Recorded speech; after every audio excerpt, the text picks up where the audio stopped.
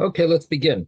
So we have been learning all about this story of Hilani Hamalka.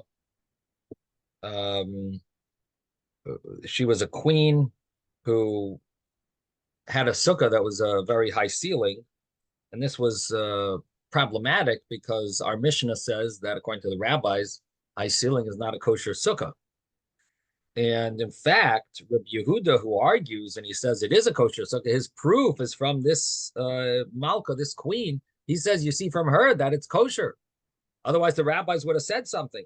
The rabbis didn't say, they were entering in and out. They didn't say anything. And the question is, well, could be maybe because she was a woman who's exempt from a sukkah, because women are exempt from mitzvahs that are dependent on time, and one of those mitzvahs is sukkah. Sukkah she would be exempt from. So maybe that's why they didn't say anything, because there was no need to say anything. She's exempt anyway. And yesterday we touched upon the fact that, well, she does say a bracha, and that would seemingly be a problem, because if she says a bracha, even though she's exempt, but if it's not a kosher sukkah, how could she say bracha? So that was a little problematic, according to the opinion that women say brachas on mitzvahs that they're not obligated to do. If they do them, they say a bracha. I believe it's the Ashkenazic custom to do that. And so we did touch upon that. And in any event, the Gemara says that if she was exempt, that would be a reason why they didn't say anything. And the Gemara says, but still she has seven children, seven sons. And those seven sons are obligated in chinuch, whatever that means. In other words, it might mean that she's obligated in chinuch for them, or her husband is obligated in chinuch for them, or they're obligated to do these mitzvahs because of chinuch. They're supposed to get it prepared in order for when they get older. So there's a mitzvah of chinuch. They basically need to do the mitzvah properly. And if the sukkah is above 20 amos, obviously it must be that this was a kosher sukkah. Otherwise, the rabbis would have said something that you're not fulfilling chinuch properly. And then the Gemara says, but maybe they didn't say anything because it's only rabbinic. Chinuch is only rabbinic. That biblically they're not obligated in a sukkah, the children. The women are never obligated. So the children are only obligated rabbinically in the sukkah. And therefore, the rabbis didn't say anything. And we explained yesterday, one of the ways of understanding it is maybe the rabbis don't say things when it's only rabbinic, because better the person in charge should be shoygeg, should be doing it by mistake than doing it as a mazid, as a rebel. In other words, better don't say anything, because if you say something, you might not do it. So better don't tell them that it's prohibited. Better don't say it's not a kosher sukkah. Because if you say that it's not kosher, then she's just going to use it anyway, and it'll be a mazid, meaning she'll do it in a rebellious way, on purpose.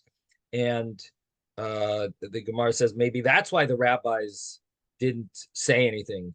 And really, it's not kosher. And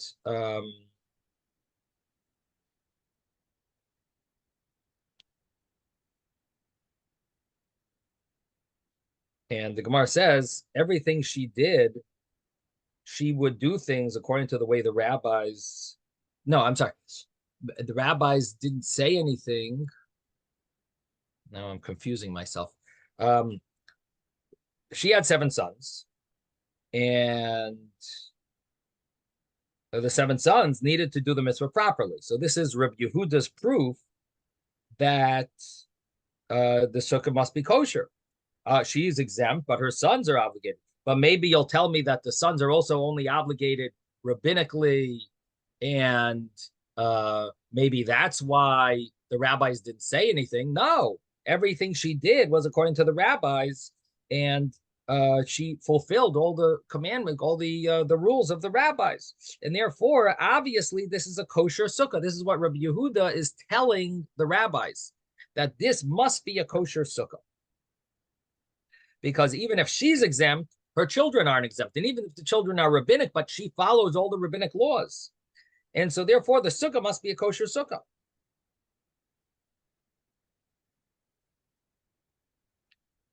So the Gemara says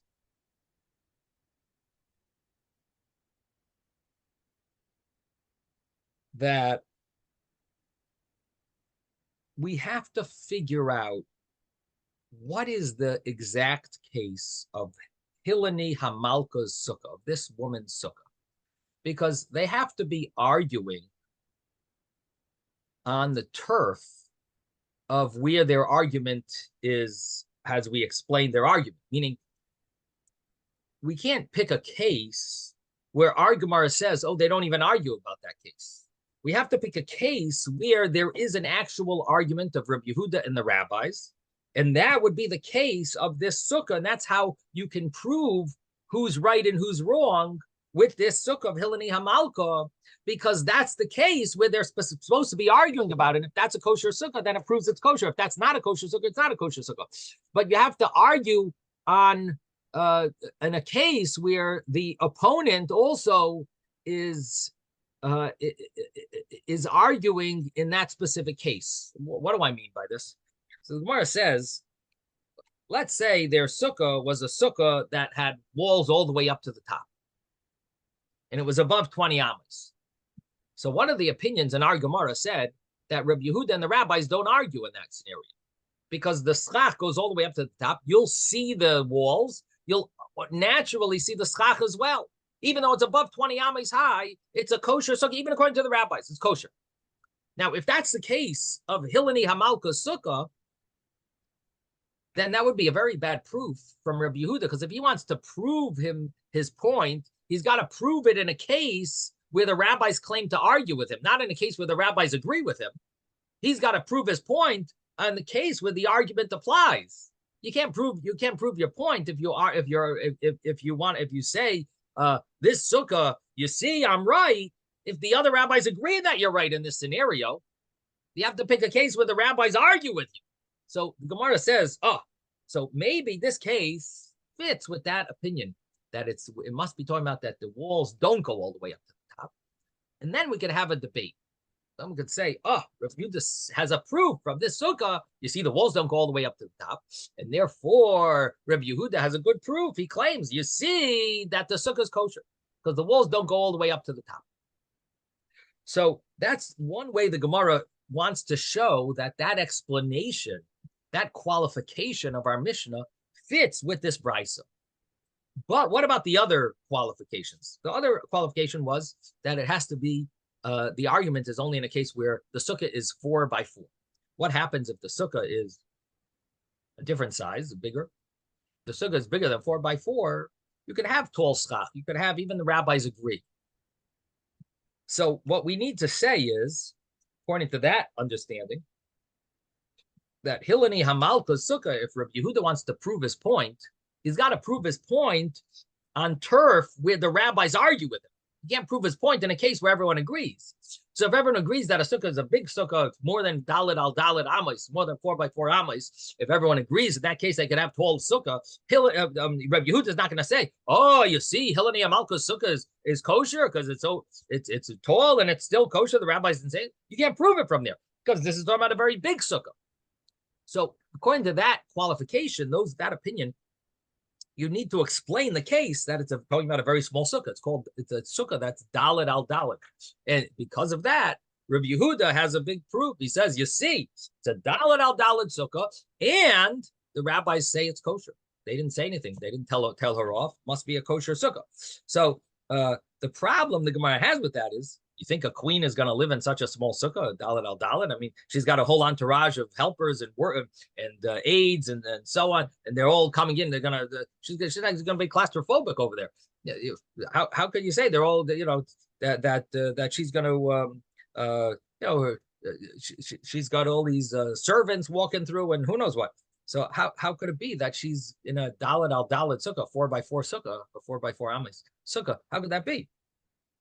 So the brisa seems to disprove the qualification that we said earlier about that a sukkah dalet al dalet is where they argue about, or a sukkah 7 tvachim on 7 tvachim, 7 handbreadths by 7 handbreadths is where they are. It seems like that we're proving it wrong from this. So the Gemara answers no.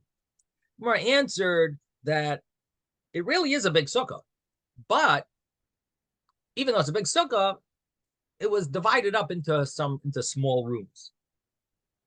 And therefore, because they're small rooms, each sukkah is counted on its own merits. It's considered a sukkah of its own right. And even though, of course, she lived in luxury, she had all different servants, but everyone had their sukkahs. She had different sukkahs attached to each other. They were all, it was divided up into cubicles. The Gemara says, really? You think her sukkah was divided up into cubicles? Is that normal that she's going to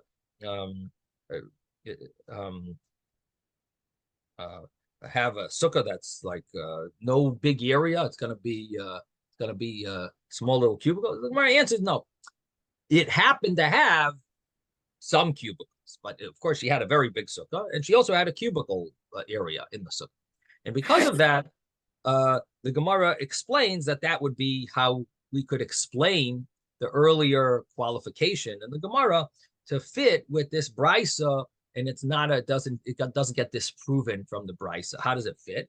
Because basically, Reb Yehuda needs to prove he's right, and he brings a case, this sukkah of this queen, and the case is talking about that there was a big sukkah, but there were also some small areas in the sukkah, and the small area was maybe dalet al dalet, 4 by 4, and that small area of the sukkah she was sitting in because she liked to have her privacy, and she had a small little area that she enjoyed, and because of that, Rabbi Yehuda brings his proof and says, you see that the sukkah is kosher. The only problem is the Gemara earlier already said that no, she's exempt. And the Gemara answered that no, she has 7 kids.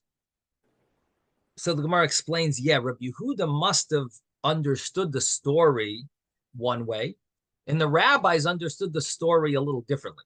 The story with Hilani Hamalka was, the way Rabbi Yehuda understood it, was that she sat in this dalet al dalet sukkah, and her children were sitting with her, and in this small sukkah, and therefore, if the rabbis didn't say anything, then that would be a proof that it's a kosher sukkah. And even though it's only dalet al dalet, it's only 4 amos by 4 amos, you see that it's kosher. Rabbi Yehuda tries to prove his point to the rabbis. And the rabbis in that specific case argue, and they say it's not kosher. How could they do that if Hilani Hamalka had a sukkah and the rabbis didn't say anything? Because they understood the story a little differently. They understood that, yes, she actually was in a sukkah that was dalet al dalet, but her children were not sitting with her. They were sitting in the other room. And because they were sitting in the other room is much bigger. And that bigger area is a very tall roof, but it's a much larger than dalet al dalet. And because it's much larger than dalet al dalet, therefore, the fact that they sat in such a sukkah, it was a kosher sukkah. It's no problem, because even the rabbis agree when a sukkah is large width and length, it could be large height also. That was this opinion, and therefore it's not a proof the way Rabbi Yehuda sees it as a proof. So what it sounds like is that they're arguing in a fact. What was the actual fact of the story? In other words, did the children sit with her, or did the children sit in their own large area? Did they stay with her in the small area? Now, the commentaries deal with a problem over here.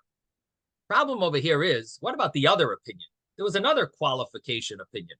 The other opinion that qualified our Mishnah and qualified the argument in our Mishnah, and he explained that our Mishnah only argues in a sukkah that's Zayin Tfachim. Think about this, 21 inches by 21 inches. Now, according to that opinion, that's a very tiny sukkah. It's like, if you remember, I can't tell this to young people, but I can tell this to all of you. You remember they used to have phone booths. You would have a little booth, and it had a little door to it. You could actually enter and sit down and have a private conversation. So that was like that would be a good example of a tiny sukkah. It's the size of it approximately, and I don't remember exactly, but approximately it would have been about 21 inches by 21 inches. And that would be at least one opinion of how big Zion al Zai 7 tefachim by 7 tefachim. And and so basically that would be the size of the sukkah. Now, to say the queen sat in such a sukkah, you could say, she wanted a private, like a private phone call, and of course she had a very big sukkah, but she had a small little area, a small closet there that she had for privacy. Okay. But what about the fact that the children, according to Rabbi Yehuda, sat with her? Try fitting 7 boys in one of those telephone booths. I mean, it ain't going to work. So Rashi says this pretty much is a proof that that opinion doesn't fit with this brisa.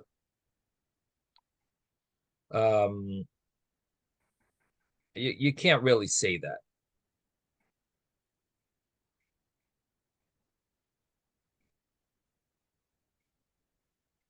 Rashi says, "Devadai l'Rav Chonon kasha." For sure, a question on him. This definitely seems to prove his opinion wrong. And this is Rashi on page 3a.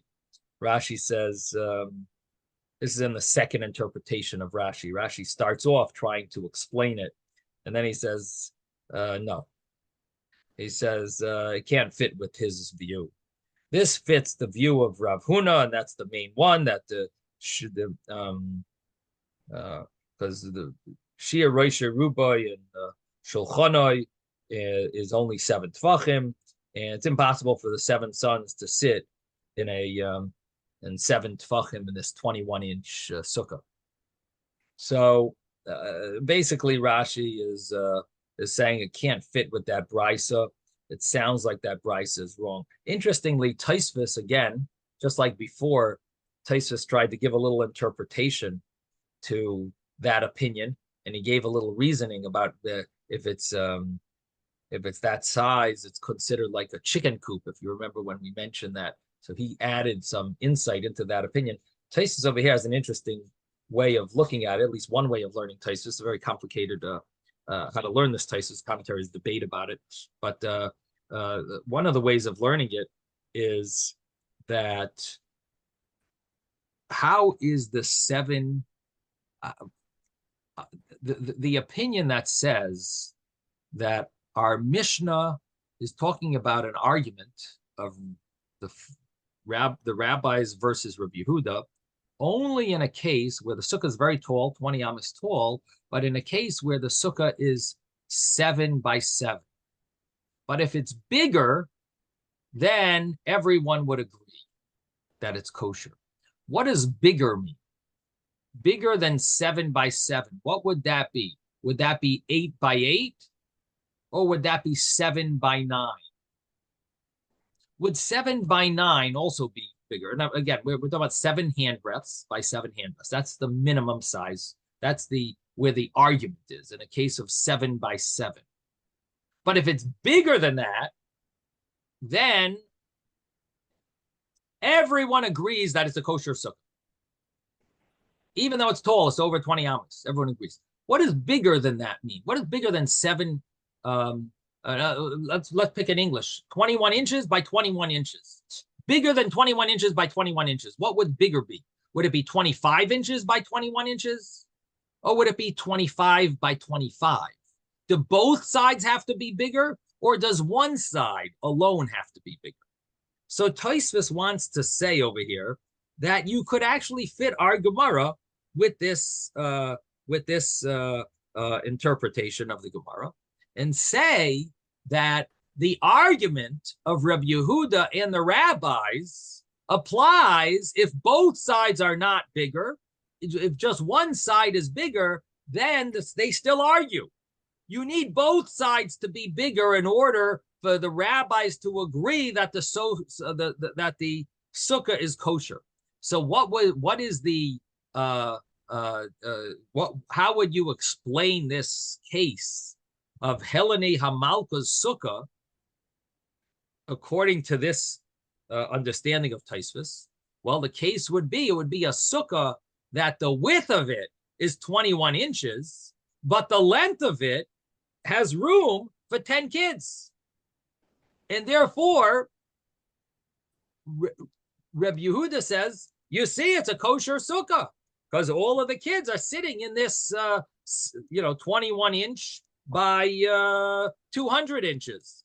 They're all sitting in this small sukkah, and the rabbis argue that that is too tall. The roof is too tall because this is considered a small sukkah. One side of it is 21 inches, the other side is maybe 200, but that's okay as long as one side is 7 handbreadths, 21 inches. That's considered a small sukkah. The rabbis argued, say that it's not a kosher sukkah. How did Hilani Hamalka do this? Because she herself sat in that sukkah.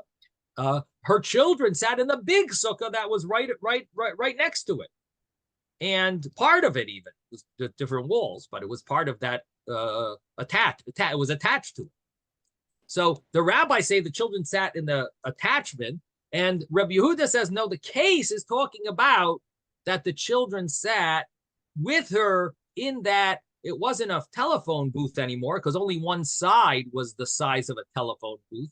It was actually very long. It was narrow, but it was very long, and therefore they could all sit there, and it was not a problem. So that's the way Tosfos understands it, and according to Tosfos, you could fit that opinion also with our Gemara, and basically the Gemara has now answered the question of how does the proof from Hilani Hamalka, how does that get reconciled with all those views that we had earlier? Now we understand. Yes. Now, this sukkah that the queen was in, couldn't it have had bunks above it?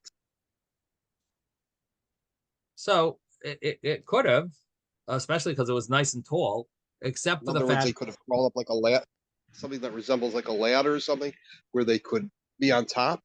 Right, except without it being proportionally larger. In other words, it could be, in terms of its length, they could have like bunks which would still make it makshir. It wouldn't have to be just proportionally larger, but strict as they're talking about dalad by dalad. What do you call it? Dalad or whatever it was. it would be just straight up, and they could go up, crawl up like a ladder and be like on a bunk. You know what I'm saying? Right. So the dalad al dalad sukkah, could have been that way. Maybe the dalad, when you have a 8 foot by 8 by 8 foot, you could have like a spiral staircase or a ladder, right? Could actually work. But if you think of one of those telephone booths, it sounds a little surprising that this queen is going to have all of her kids sitting on little ledge that they could easily pull off.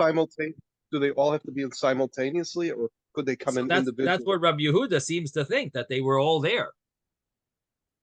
And how do you have 7 kids? That's what Rashi's all bothered with. How do you have 7 kids in this tiny sukkah?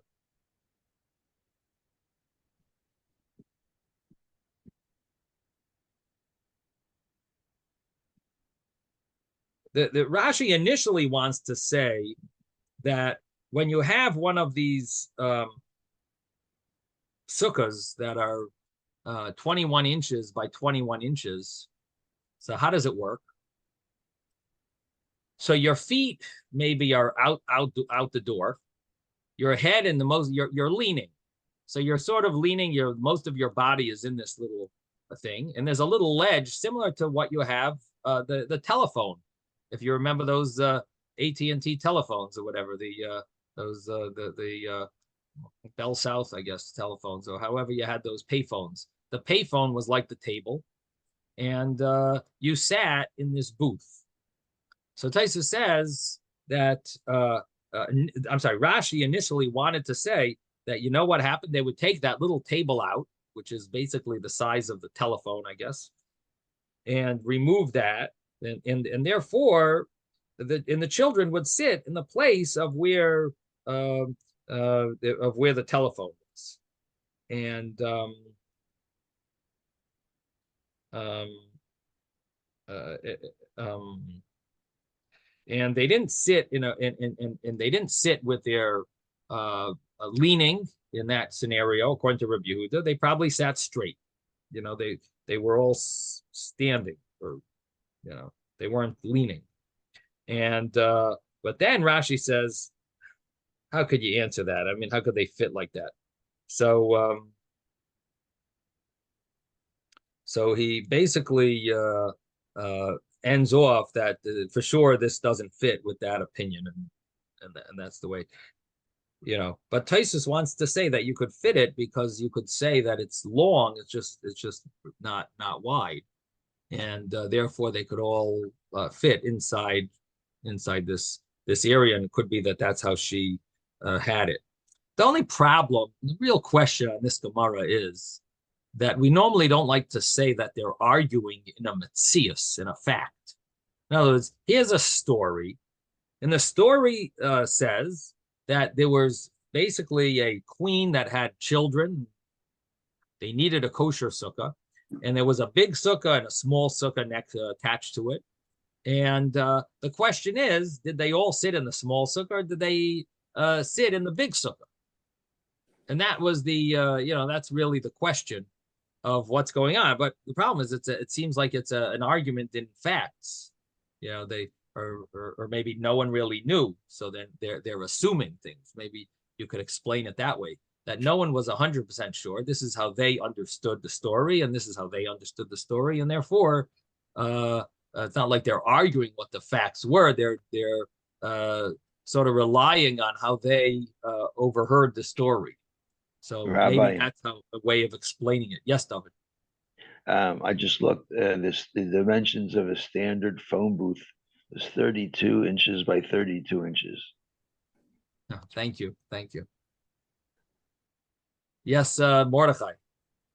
Yeah, I mean, I've seen in the past pictures of certain Chabad houses having these bicycle sukkahs. It's a sukkah attached to the back of a bicycle, and those ones are pretty small also. Right. Rabbi? Right. Yes, Moshe. This room that the queen was in also could have acted in the capacity of like a mechitza in some way. In other words, whether it was kosher or non-kosher, she placed herself there for the purpose of separating herself from the men. You know what I'm saying? Right. I mean, I'm not sure. Even so, I mean, I think it's surprising that she would have lived in such what you would say klein keppeldik, like such a small way. You have to understand that women in those days were much more subordinate than they are today, and complaining about space or whatever, they did what they were told. Yeah, but she's a queen. Yeah, I hear you, but I'm just saying, she's a queen. I don't know, but yeah.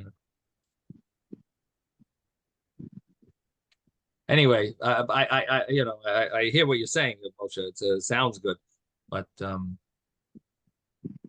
right. So the other thought that comes to mind about how to explain this argument, even though it's a story that happened, like how do you reconcile that?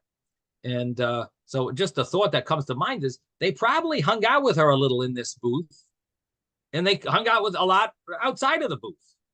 And the question was, where was their main? In other words, so maybe when Rabbi Yehuda, maybe some rabbis saw them in the booth, some rabbis saw them out of the booth. The question was, where was their main fulfillment of the mitzvah of Sukkah? So Rabbi Yehuda assumed that they often were in the booth. Probably they fulfilled the mitzvah there. According to the other way, the other rabbis understood it. Yeah, they hung out with their mother, but they didn't fulfill the mitzvah of Sukkah over there. They fulfilled the mitzvah of Sukkah and the other attached Sukkah. Now, the commentaries, at least the Ritva, one of the commentaries wants to explain this according to the other view, because the Gemara doesn't spell it out really. how does the other view that says the sukkah has to be, the case had to be, that's talking about that it's above 20 amos, and the walls did not reach the schach. And that would be the case where Yehuda says, you see that there's a kosher sukkah, because it doesn't have, the walls are not reaching the schach, and it's over 20 amos, and you see it's kosher. You see they're sitting there. And what are the rabbis going to answer Rabbi Yehuda according to that way of looking? Again, the Gemara spells it out a little more according to the other opinion about the dalet amos by dalet amos, the 4 cubits by 4 cubits sukkah, or according to Tosfos, the Gemara is spelling it out according to the other opinion of the 21-inch sukkah by 20, that sukkah. But how do you spell it? How do you? What's the? How are we explaining this this story? If you follow that other view that the sukkah has to be, must be talking about a case where the sukkah, the walls don't reach the schach. And here Rabbi Yehuda says, you see, it's a kosher sukkah. The schach is over 20 amos. What do the rabbis answer to that? So the way the Ritva explains it is, it must be that the attached sukkah was the same size ceiling, but the walls in that sukkah did go up all the way to the top. And therefore, the rabbi said, you don't have any proof. That sukkah we agree is kosher, even though it's a tall schach, because the walls go all the way up to the top. It's the Hilani Hamalka sukkah. It's her sukkah. That's the one that we claim is not kosher. And Rabbi Yehuda says, yeah, but the kids hung out in her sukkah, and the rabbi said, no, they hung out in their own sukkah that had walls going all the way up to the top. That's the way you explain the other view. So again, what we've tried to do is give a little explanation according to all the views, how they reconcile this story and how it fits with the different views. And now we're ready to go further in the Gemara. Could you please share the text? You want me to share screen? Okay. Please. Let me do that here.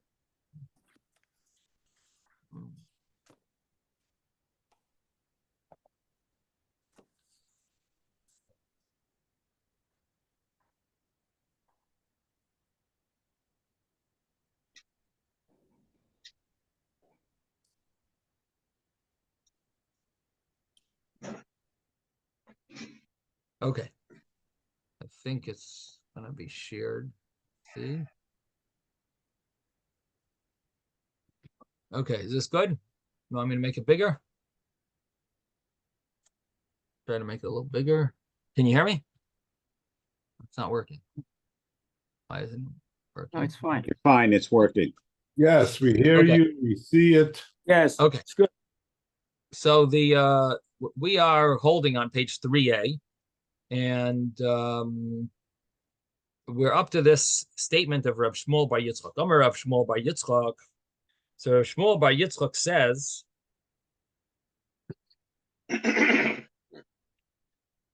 you know what? I'm not sure. Did I actually finish the paragraph yesterday? Maybe I should just read it inside the last paragraph here. Rabbanan Savri. I'm just going to go back a few lines. Rabbanan Savri, the rabbis held that Baneha B'Sukkah Ma'alya Havu Yasvi, that her children sat in the Sukkah Ma'alya, the good Sukkah, the proper Sukkah, which the way we're explaining, the way the Gemara is explaining it is the Sukkah that was large, and even the rabbis agree, even though the ceiling was tall, but the Sukkah was very large, and therefore the children were eligible to sit in that sukkah. She actually sat in the small sukkah, which was not a kosher sukkah, because it was only daled amos on daled amos, 4 cubits by 4 cubits, and she sat there for tznius, and it wasn't a kosher sukkah, but her children at least fulfilled the mitzvah, the rabbinic mitzvah of chinuch, and maybe she fulfilled the mitzvah of chinuch to her children, according to some opinions, that the mitzvah is on the woman, therefore they didn't say anything to her, because for her, she's exempt, and for the children, they fulfilled the mitzvah properly. Rabbi Yehuda held, her children sat by her, and because they sat by her, therefore, therefore, Rabbi Yehuda says that must be a kosher sukkah, even though the schach is above 20 amos, it's still a kosher sukkah. And nevertheless, the rabbis did not say anything because Rabbi Yehuda sees this as a proof. It must be that it's a kosher sukkah, even if it's much taller, and even though it's only a narrow, it's not a big sukkah. It's a small sukkah. It's 4 amos by 4 amos, or according to the other opinion, 7 tfachim by 7 tfachim. But that such a sukkah would, or at least 7 tfachim by a larger amount of tfachim, according to the way Taisus explained it. That sukkah, they all sat with her, and you see, no one said anything. It must be a kosher. It must be that it's kosher, and that was the proof that Rabbi Yehuda tried to prove, and the rabbis didn't agree with it. Partially because they said the story is not exactly the way Rabbi Yehuda understood the story. Now comes the Gemara and says, Amar Shmuel bar Yitzchok. Shmuel bar Yitzchok says, Halacha tzricha shetei machzekas reisha v'ruba v'shulchani. The halacha is that the sukkah needs to hold reisha, rubai, and shulchani. The head, the majority of the body, and the table. Now, this really is based on a Mishnah later on. And the Mishnah later on talks about the fact that a person, his body is the size of 1 amma by 1 amma. 1 amma is 6 handbreadths, which, according to my calculation earlier, would be approximately 18 inches by 18 inches. That's a person's body. Now, if you add a table to that, so that would add 1 tefach, 1 handbreadth. So it's 18 inches, and that's turning into now 21 inches. You know, give a little. You got to give a little because it's not exactly 3 inches a handbreadth. It's a little above 3 inches. So basically, it would be a little above 18 inches would be the person's body, and then the table would be a little more. Now, one of the ways of understanding this is that the person is leaning. So the person, being that they're leaning when they eat, and they're not sitting straight, so they need more than 6 by 6. They actually need 6 by 7 handbreadths. So it's 18 inches by 21 inches is the size of their body. And 1 tefach, 1 handbreadth, more by 1 handbreadth by 7 handbreadths would be the size of the table. So it's a 3-inch by 21-inch table. And so that's how you would have 7 tefachim, 7 handbreadths by 7 handbreadths. So that would be the calculation.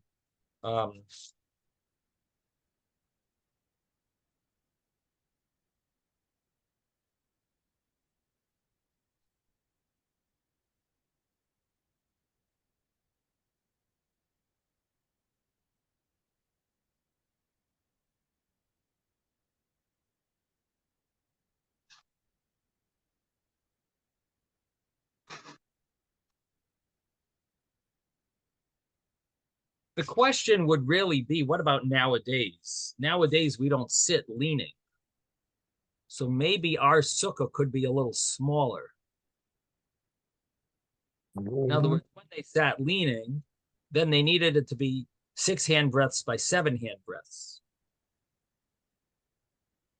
for their body, and then 1 handbreadth by 7 handbreadths for the table. But by us, we sit straight. So maybe for us, maybe 6 by 6 would be good enough. And if 6 by 6 would be good enough, then maybe we don't need the sukkah to be 7 by 7. Maybe 6 by 7 would be good enough. And the table would be 1 handbreadth by 6 handbreadths for the table. And then it would be a 6 by 7 6 handbreadths, in other words, 18 inches by 21 inches. But the commentaries don't agree with that. Commentaries say no, even though nowadays we sit straight, nevertheless, it needs to be 7 by 7. It would need to be 21 inches approximately by 21 inches. And the reason is because anything less than that would be called a dira srucha, like a lowly dwelling. And another explanation is that the sukkah theoretically could be 6 by 7, but the rabbis included a table to be on either side. In other words, so they added not 1 by 7, but 7.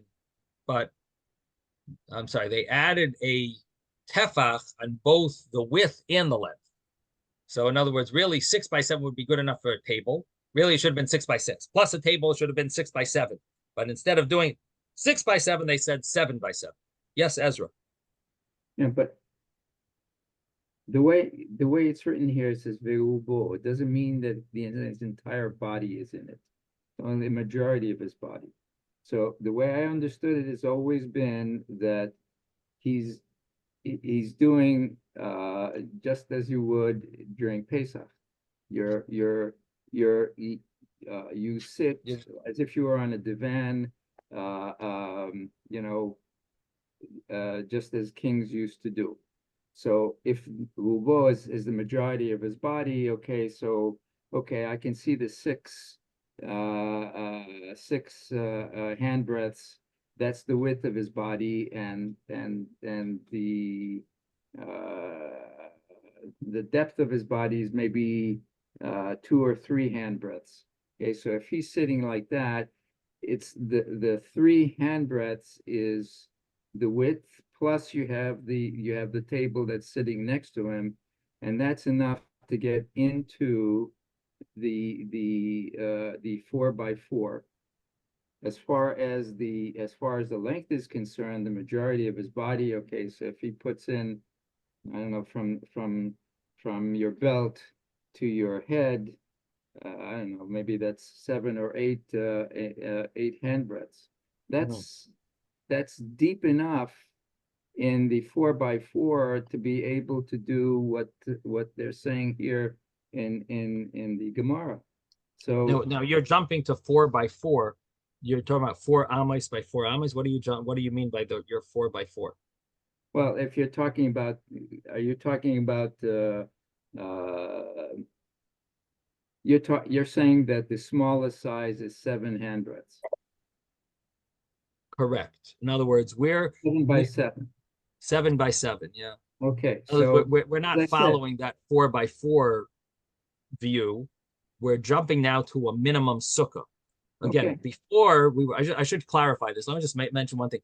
Before, our Gemara was talking about a sukkah that's very tall, and it brought in that it has to do with how big the sukkah is if you want to make it so tall. And then we spoke about if the sukkah is 4 feet by 4 amos by 4 amos, or if it's 7 hand breadths by 7 hand breadths. That was regarding having a very tall sukkah and having but yet a small size. Very tall, but a small size, and in the width and the length. And that was the discussion until now. Now we're jumping to a whole new thing. We're talking about, it's not a tall sukkah. It's a short sukkah.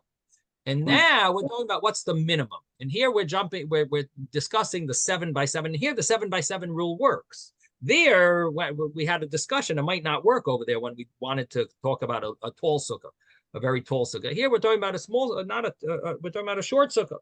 A short sukkah, the 7 by 7 rule is going to work. And Rav Shmuel holds that that's the halacha. Roshei Rubei V'Shulchan. So that's basically what we're concluding, that it's 21 inches approximately by 21 inches. But you were talking about sitting. If you're talking about sitting as we do now, okay, that sort of goes against what it says over it. It says ve'uvo. Ve'uvo means the majority of his body, not his entire body inside.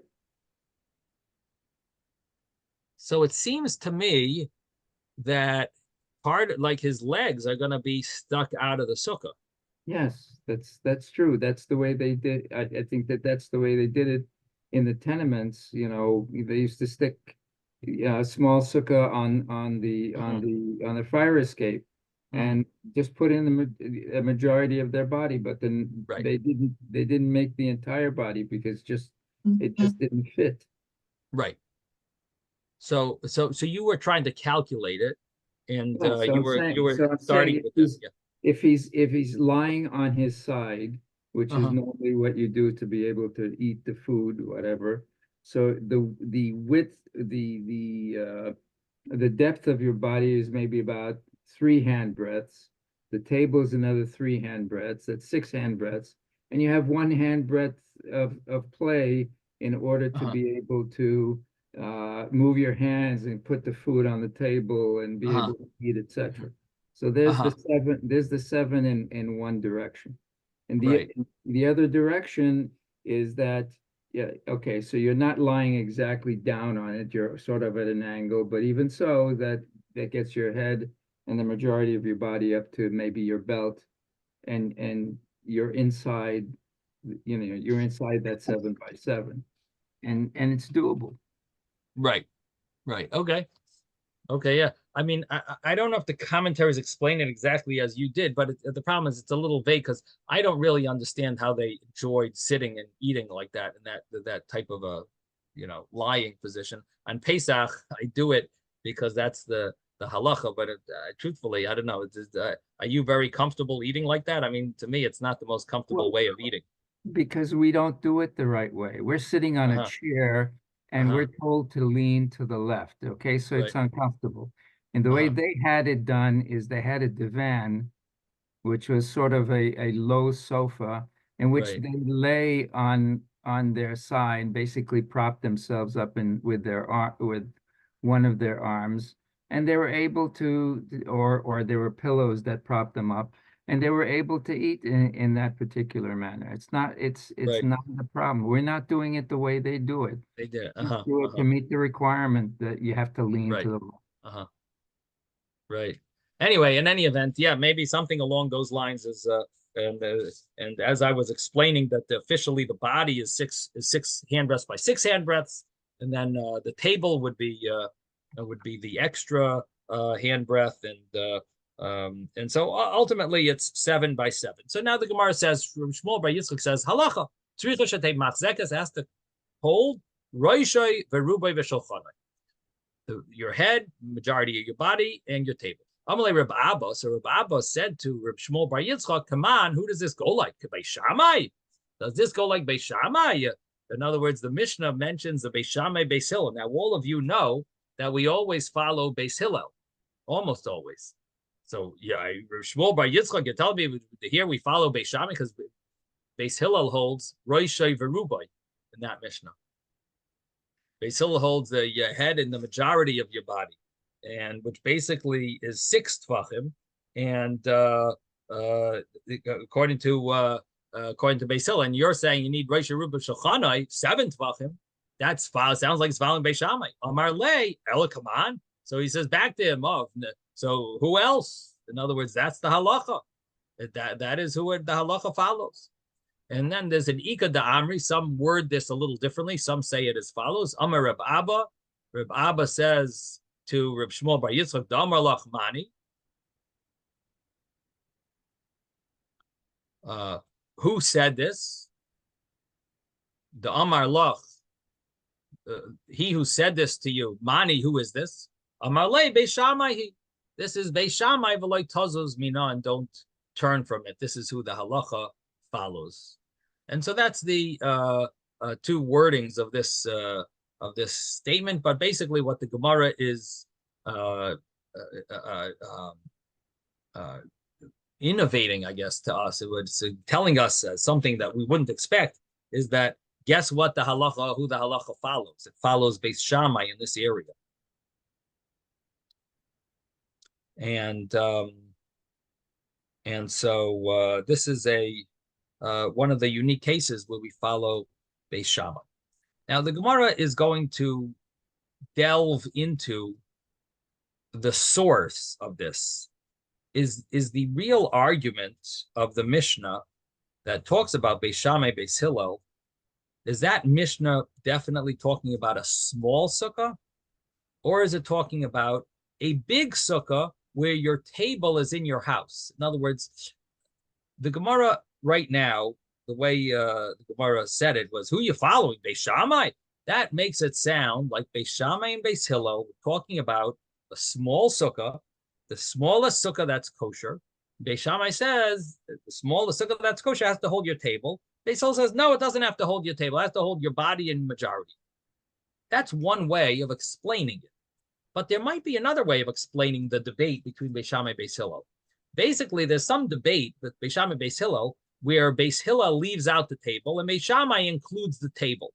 So if you want to say it means the smallest sukkah, does the smallest sukkah measurement require there to fit a table or not?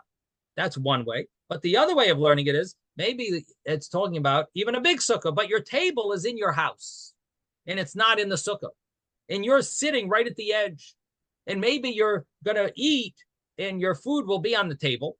And ultimately, you might end up eating partially in your house because you're going to be pushing after your table. And if so, maybe that is not allowed to have your table in your house. And if you have a sukkah, you're not allowed to have your table in your house. Maybe that's what Beis Shammai holds. Beis Hillel says, no, you're allowed to. We're not worried. And maybe that's where the debate is about the table in the sukkah. Are they? In other words, does that mean that Beit Hillel is taking literally, when we say Leshev Sukkah, it means that all you have to do is sit in the sukkah? I don't believe so. I don't believe it's connected to the bracha. I believe it's a question of if you make a gzeira, a decree that we're nervous that a person might end up eating outside of the sukkah because we're not forcing him to have his table inside the sukkah. And because we're allowing him to sit there with his table right in his house, right next to him, and there's a good chance that he could, there is a possibility that he will push after his table and end up eating some of his meal not in a kosher sukkah. So the question is, do we make such a decree? So I don't think it has to do with the bracha. It seems, at least from the wording of the Gemara, that it's about a gzeira. Let's learn it inside. Maskef lo Reb Nachman bar Yitzchok. Nachman bar Yitzchok asked a question to this statement, to the previous statement that we just explained, that the argument of Beis Shammai, Beis Hillel is regarding a small sukkah. And do you need to be able to fit the table also in the sukkah or not in order for it to be a kosher size sukkah? And that was where they argued. Mimaid Beis Shammai Beis Hillel b'sukkah katana pligi. How do we know that Shammai and Beis Hillel argue about a sukkah that's small? Maybe they argue about a big sukkah. And for example, if they're sitting at the edge, puma is the mouth of this sukkah, matulta, they're sitting at the mouth of the sukkah, meaning the edge of the opening, the entrance of the sukkah. And the table is inside the house. Beis Shammai savri girls rina and shema yimashech achar shulchan. So Beis Shammai says, this is a very big problem. Person might end up leaning over because of their table that's in the house. They might end up leaning over, and we should make a gzeira, a decree. Maybe they're going to lean over after their table, and they end up eating in the house, or leaning over and entering their house and eating, and that would be a problem. So even though you're in the sukkah, but nevertheless, it would be a problem because you might end up going into your house. Now, Beis Hillel doesn't agree with this. He says, Beis Hillel sabri lo gazri. Beis Hillel says we're not going to make a gzeira, we're not going to make such a decree. So according to this, it comes out that the sukkah that they're talking about is a sukkah that is maybe a very big sukkah, but nevertheless, the table is not in the sukkah. The table is, and you're sitting by the table that's outside of the sukkah, that's inside the house. and have the potential that you're going to end up going into the house and eating there. Now, so maybe that's the case of the argument.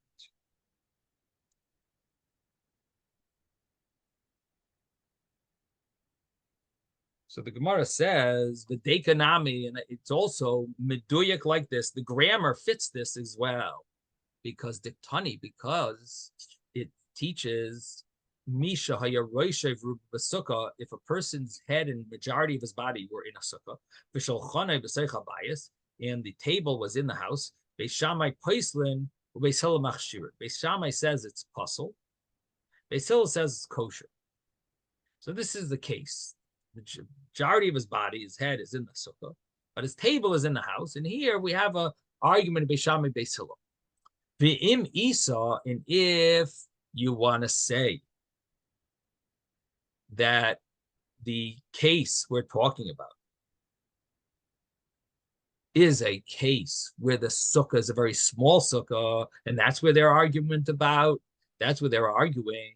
So we should not say if he is sitting this way with his table in the house. It should say if the sukkah can handle roishay verubai and not shol machzekas ve'ina machzekas bibai, can it hold the body and the table or not? That's what the sukkah. That's what the case should be talking about. Not about if a person did this, is it kosher or not kosher? It's about the sukkah being a sukkah that holds this. Is that a kosher sukkah or not a kosher sukkah? Now, if it holds the roisha, not if the person is sitting there this way. From the fact that it writes it in the talking about the person, not talking about the sukkah, sounds like the sukkah is a kosher sukkah. The person, we're not sure if you fulfilled your mitzvah. The sukkah is a kosher sukkah. It doesn't mention how big the sukkah has to be. If you look at the wording, the grammar, the wording does not talk about that. The context, the text is not talking about the sukkah if the sukkah is kosher. The sukkah, the text is talking about the person. Did he do something right or wrong? He's sitting. Majority of his body is in the sukkah. If we're talking about a small sukkah, we should say that the sukkah can't hold a person's table with his body. So if it's so that we're talking about a small sukkah, machzekas ve'ina machzekas mi boile, it needed to say if it holds, if it can fit the person's table or doesn't fit the person's table. So that's the Gemara's proof that maybe our whole understanding of the debate of Beis Shammai, Beis Hillel is not about a small sukkah, but rather it's about a large sukkah. So the Gemara says, of sukkah katana light pligi. What do you mean? They're not arguing about a small sukkah? V'hatanya, we have a brayso. In bachzekas reishav ruba v'shochanai. If it can hold the head, majority of body, and the table, kshera, it's kosher. Rebbe says, he said it has to fit 4 amos by 4 amos. That's the way Rebbe has a very unique view. He holds it has to be a much bigger sukkah than you would think. We don't follow Rebbe, but there is such a view. Rebbe's view has to be dalet amos by dalet amos. That's the size of the sukkah. And he argues on this brisa. The brisa mentions it has to hold Rosh Hashanah, that's a small sukkah. And the Tanya Yidduchim, we have another brisa. Rebbe says, Kol sukkah sheba arba'am is psula. The sukkah, if it doesn't hold 4 amos by 4 amos, 4 cubits by 4 cubits, it's puzzle, it's invalid. And the rabbis say, even if it only holds Roisha and Rubai, his head and his majority body, not even the table. And it doesn't teach the table. So how do you reconcile this brisa with the previous brisa on line 8 versus line 9? And the Gemara answered, rather, how do you reconcile it? You reconcile it that one is talking about Beis Shammai's view, one is talking about Beis Hillel's view. And according to that, we now see that the argument of Beis Shammai Beis Hillel is definitely about a small sukkah. So on the one hand, the previous Gemara seemed to think that the Beis Shammai Beis Hillel argue about a small sukkah. The wording of the Mishnah, where it talks about this, the wording of the Mishnah, where it talks about this, that it says, it talks about the person sitting in such a sukkah. Sounds like he's talking about a large sukkah, just that his table is in this house. That's what the wording sounds like. And however, so the previous Gemara sound like they're arguing about small sukkah. The Mishnah sounds like they're arguing about a big sukkah, but the person did something wrong. The sukkah is kosher, but the person might have done something wrong by having his table in his house. And then the Brisas seem to be pretty clear that we're talking about a small sukkah.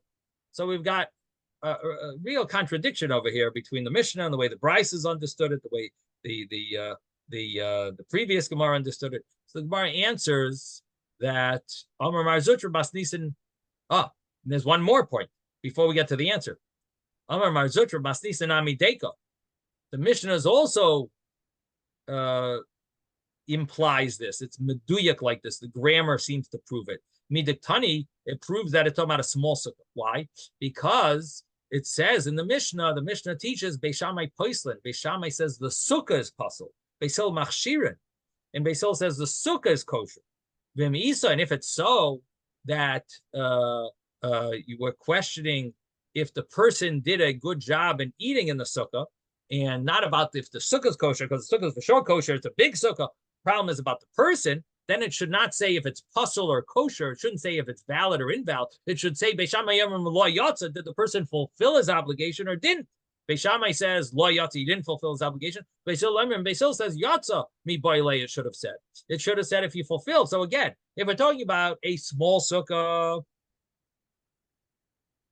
then we have proofs to that. If we're talking about a big sukkah, we have proofs to that. So basically, the Gemara is going to have to give a nice answer to answer all these contradictions, and we're going to save it for tomorrow. Rabbi. Zaygesund, everyone. Yes. Thank you, Rabbi. Rabbi, I just want to ask you, what constitutes a table in a sukkah? Is it a table that's in the center of the sukkah, or could it even be a shelf? A shelf. Like a shelf.